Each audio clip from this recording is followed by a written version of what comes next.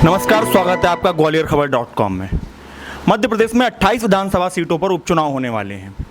ये 28 विधानसभा सीटों में 25 विधानसभा सीटें वो हैं जिनके पूर्व विधायक बीजेपी में जाकर, कांग्रेस छोड़कर बीजेपी में जाकर शामिल हो गए।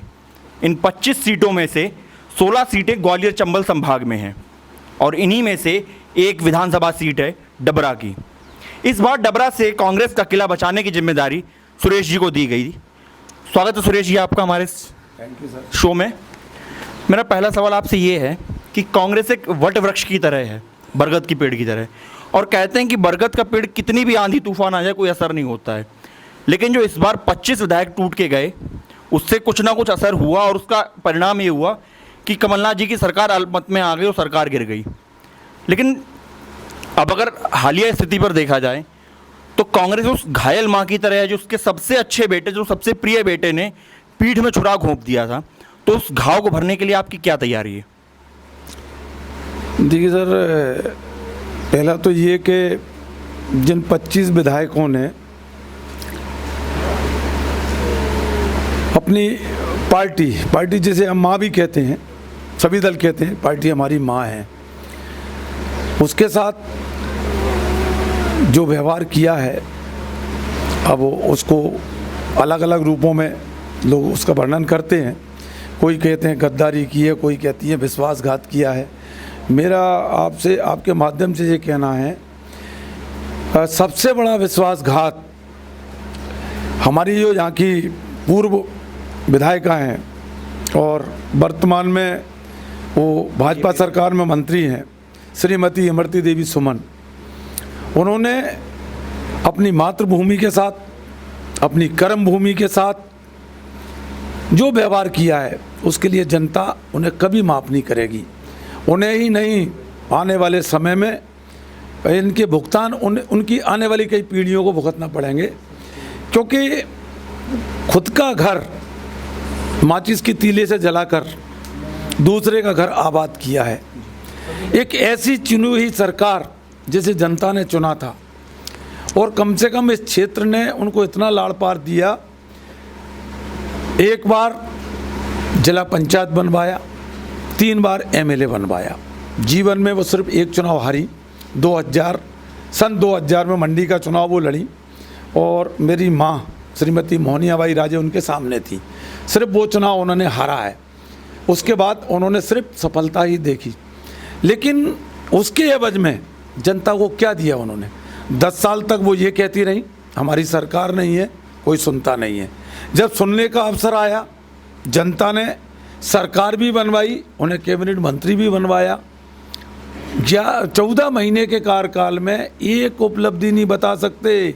आप इस वार्ड में बैठे हैं, ये वार्ड कांग्रेस पार्षद का वार्ड है, यहाँ अपन चर्चा कर रहे हैं, ये महिला पार्षद वार्ड है, आप बता नहीं सकते कि 5 रुपये लाके कभी जो है ना श्रीमती इमरती देवी ने इस वार्ड को दिए हों।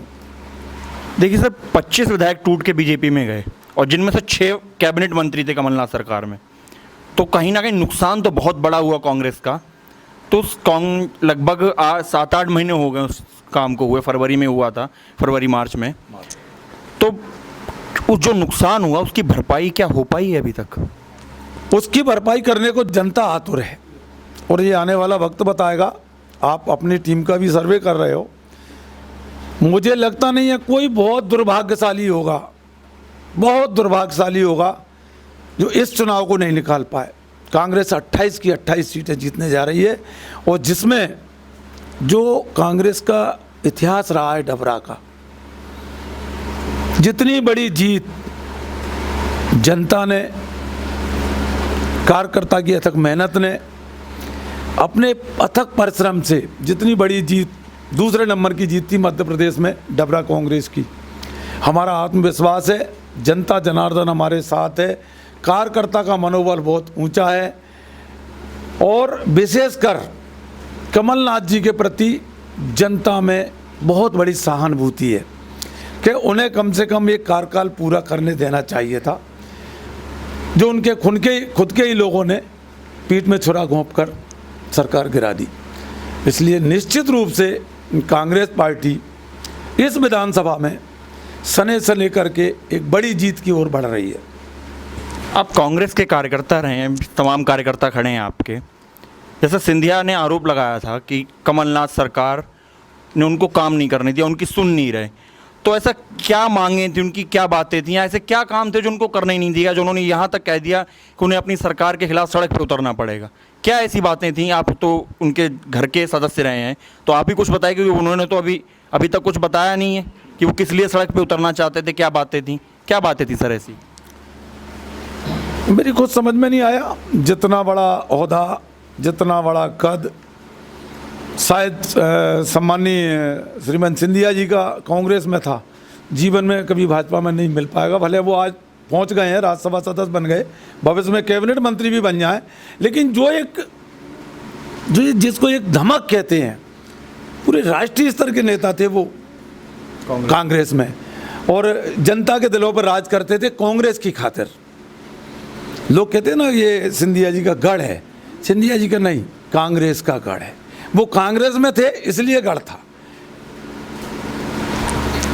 अभी कुछ दिनों पहले आपने एक वीडियो देखी होगी इमरती देवी की, जो यहाँ की मतलब यहाँ से हैं, प्रत्याशी हैं, विधायक, पूर्व विधायक मंत्री हैं, कि उन्होंने कहा था कि सरकार हमारी है, हम जिस कलेक्टर को फ़ोन कर देंगे वो कलेक्टर उतनी सीटें दिला देगा।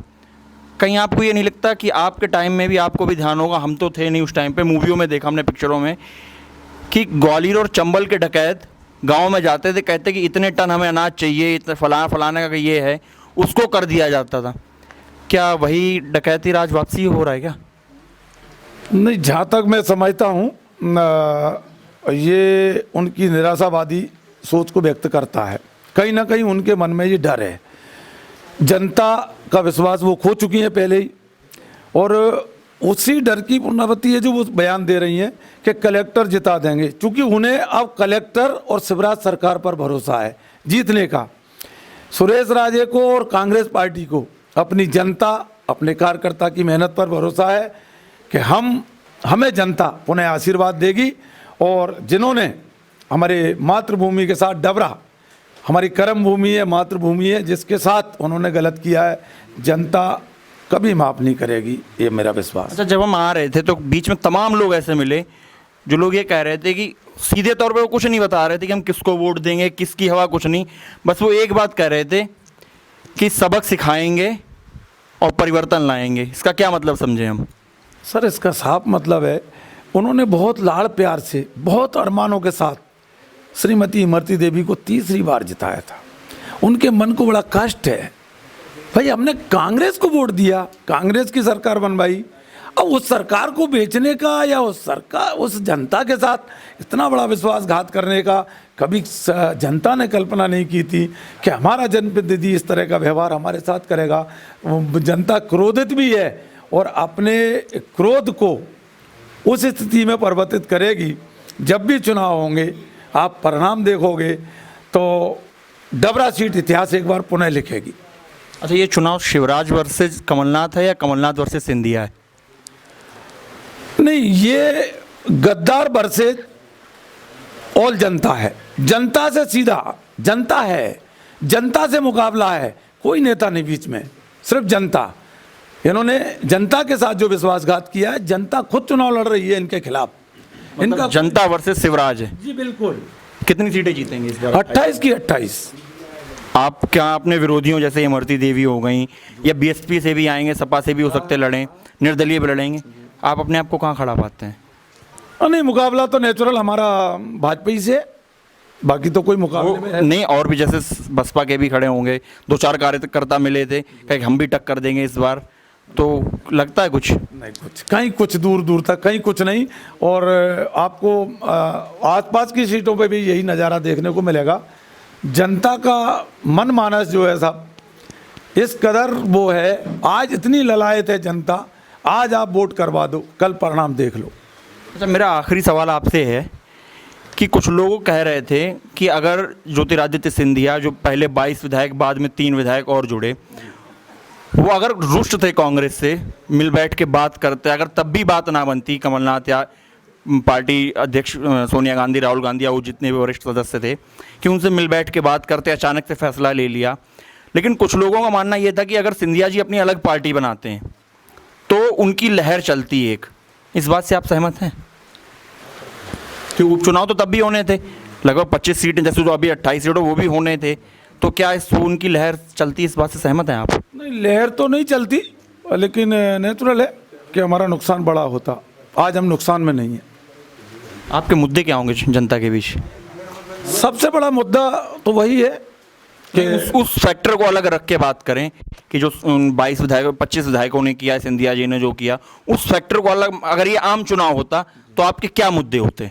विकास सबसे बड़ा मुद्दा होता। विकास का पहिया बहुत लंबे समय से हमारे डबरा में अवरुद्ध है, और इस विकास के पहिए को कैसे गति देना है, यही हमारा सपना भी है। और इसके लिए हम सरकार बनने पर भी, और जो आप कह रहे हो ना, हर स्थिति में डबरा को कैसे विकास की पटरी पर लाएं, ये हमारा पहला प्रयास होगा। डबरा सर हमारा इतना पिछड़ा हुआ है विकास के मामले में। मैं आपको कुछ चीज़ें, सिविल अस्पताल है हमारा, आप जाओगे सिविल अस्पताल में तो अभी अगर जरा सा आपके नाखून लग जाए तो पट्टी मल्लम बांधने के लिए आपको नहीं मिलेगा। बिस्तरों की हालत ये है, लाइट की हालत ये है, मतलब नाम का सिविल अस्पताल है, बाकी कहीं कुछ नहीं। सुविधाओं के नाम पर हम जीरो है। हमारी बहुत बड़ी संख्या में हमारी बेटियां इस क्षेत्र में अध्ययनरत या अध्ययन करना चाहती हैं, लेकिन कन्या महाविद्यालय के अभाव में उनको ग्वालियर भागना पड़ता है। कई हमारी बेटियों को बीच में शिक्षा छोड़ना पड़ती है। ये हमारा एक बहुत बड़ा मुद्दा है। और देखिए साहब, एक मुद्दे की बात कभी कोई नहीं उठाता, जिसको मैं आपके माध्यम से उठाना चाहता हूँ। कभी डबरा हमारा शुगर फैक्ट्री के नाम से जाना जाता था, हजारों एकड़ जमीन, लेकिन अब तो यहाँ कोई गन्ना दिख ही नहीं रहा था। अरे हुजूर, गन्ना आज भी होता है। खांडसारी के नाम पर छोटे छोटे प्लांट लगाए हैं, किसान हमारे बंधु उनको गन्ना देते हैं। गन्ना बहुत बड़ी, आज भी बड़ी तादाद में गन्ना है। लेकिन हमारा दुर्भाग्य है, सरकार ने हजारों एकड़ जमीन शुगर फैक्ट्री को दी। वो इसलिए दी कि आप फैक्ट्री चलाएं, लेकिन तमाम करोड़ों रुपया आज भी हमारे किसान बंधुओं का उस फैक्ट्री के ऊपर बकाया है, और तमाम ज़मीन उस फैक्ट्री मालिक ने उसको